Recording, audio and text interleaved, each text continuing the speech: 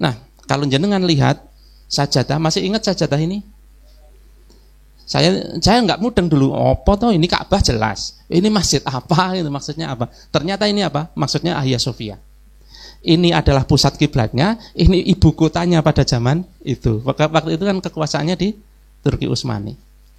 Tapi sayang sekali, teman-teman yang dirahmati Allah, tahun 1924 kekuasaan Islam, Khalifah Islam terakhir digulingkan oleh Mustafa Kemal, kemudian diganti dengan Republik Turki.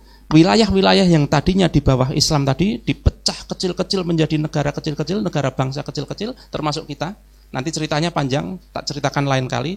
Bagaimana Indonesia yang dari dulunya itu Kesultanan Islam, kemudian berubah tidak lagi menggunakan Islam. Titiknya di mana insya Allah saya ceritakan.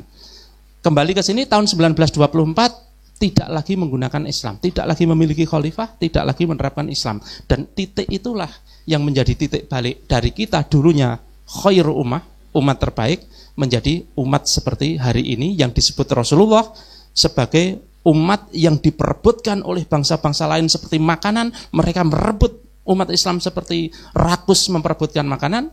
Kemudian para sahabat bertanya, apakah waktu itu kami sedikit wahai Rasul? Tidak, kalian banyak. Hanya saja menderita penyakit wahan. Penyakit wahan itu apa?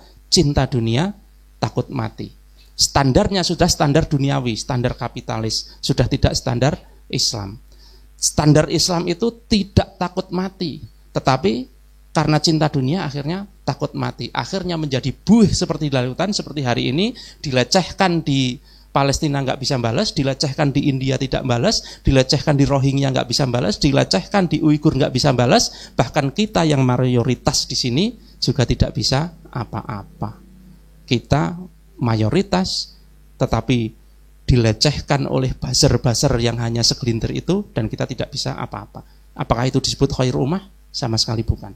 Baik, teman-teman yang dirahmati Allah, ini proses bagaimana Nusantara tidak tak ceritakan sekarang, besok saja. Bagaimana masuk ekonomi riba, dan akhirnya begini. Nah ini nggak usah lah, ini besok saja. Saya akan menutup dengan kenapa umat Islam itu menjadi khairu ummah. Kuntum khairu ummatin ukhrijat linnas. Kenapa menjadi umat terbaik? Jawabannya pada kalimat berikutnya. Ta'muruna bil ma'ruf wa tanhauna 'anil munkar. Ta'muruna bil ma'ruf artinya apa? Memerintahkan kepada yang ma'ruf.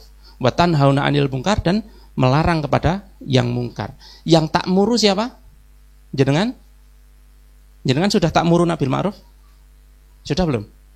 Insya Allah sudah lah, sedikit lah. Anaknya disuruh kerudungan. Tapi kalau anak orang lain bisa disuruh kerudungan nggak? Padahal perintahnya ta'muru, memerintahkan. Namanya memerintahkan, itu jenengan harus menjadi pemerintah, baru bisa memerintahkan. Pemerintah itu bisa memerintahkan menggunakan helm. Kalau nggak pakai helm 50.000, kan begitu. Loh, kalau memerintahkan menggunakan hijab yo melanggar hak asasi manusia. Lah kok memerintahkan menggunakan helm kok tidak melanggar hak asasi manusia? Sama-sama memerintahkan. Loh, kalau helm itu kan untuk keselamatan, kalau jatuh biar tidak geger otak. Hijab juga untuk keselamatan, biar tidak disiksa di neraka nanti. Kok sama-sama memerintahkan kok jadi nggak boleh? Nah, ini kan standarnya kan aneh kan. Standar yang diciptakan oleh hak asasi manusia ini kan aneh. Akhirnya sekali lagi ta'muruna bil ma'ruf wa tanhauna 'anil munkar. Khairu ummah itu adalah umat yang memerintah kepada yang ma'ruf, artinya memerintah dengan Islam, wa tanhauna 'anil munkar, dan melarang daripada yang mungkar, hal-hal yang dimungkar, hal-hal yang diharamkan oleh Allah tidak boleh dilakukan. Kalau sekarang kebalik. Yang wajib jadi mubah, bahkan yang haram jadi wajib. Contoh nih. Sholat itu wajib atau mubah? Wajib. Jenengan nek ora sholat dihukum ora? Di penjara? Enggak, artinya enggak wajib. Nek nganggo helm itu baru wajib. Kalau enggak pakai 50.000, kan begitu kan? Itu namanya wajib. Tapi kalau sholat jenengan tidak sholat tidak apa-apa, tidak didenda. Itu namanya tidak wajib, kan begitu. Oke, sebaliknya, yang haram, riba haram atau tidak? Haram ya. Sekarang diharamkan atau diwajibkan? Diwajibkan, bukan dibolehkan, Pak. Bahkan diwajibkan. Nek orang bayar riba, kowe tak tuntut di ini di itu kan gitu. Siapa yang pengalaman? Mungkin ada yang pengalaman di sini. Tidak usah tak buka wadinya ya. Oke. Baik, kita semua pernah mengalami karena kita hidup di peradaban yang sama. Ta'muruna bil ma'ruf wa tanhauna 'anil munkar. Dan akhirnya apa? Wa tu'minuna billah. Ini yang unik. Biasanya beriman, tu'minuna billah itu kan beriman kepada Allah artinya. Biasanya beriman itu di awal, beriman dan beramal soleh. Kalau ini dibalik sama Allah. Beramal soleh dulu, berupa amar ma'ruf nahi munkar, baru beriman. Kenapa dibalik sama Allah? Karena kondisinya beda. Beriman baru beramal soleh itu dalam konteks individu. Individu itu akan beramal soleh ketika dia sudah beriman. Tetapi kalau dalam konteks masyarakat, beramal soleh dulu. Umat Islam ini beramal soleh dulu, penguasanya beramal soleh dulu, menerapkan Islam, memerintahkan Islam, akhirnya terwujudlah umat yang tu'minuna billah. Nah, gitu loh. Kenapa dibalik?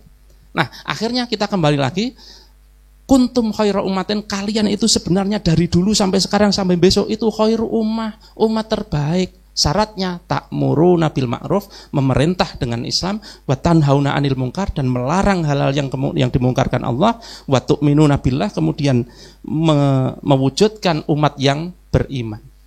Sampai akhirnya walau anna ahlal qura amanu wattaqau la fatahna 'alaihim barakatim minas sama'i wal ard.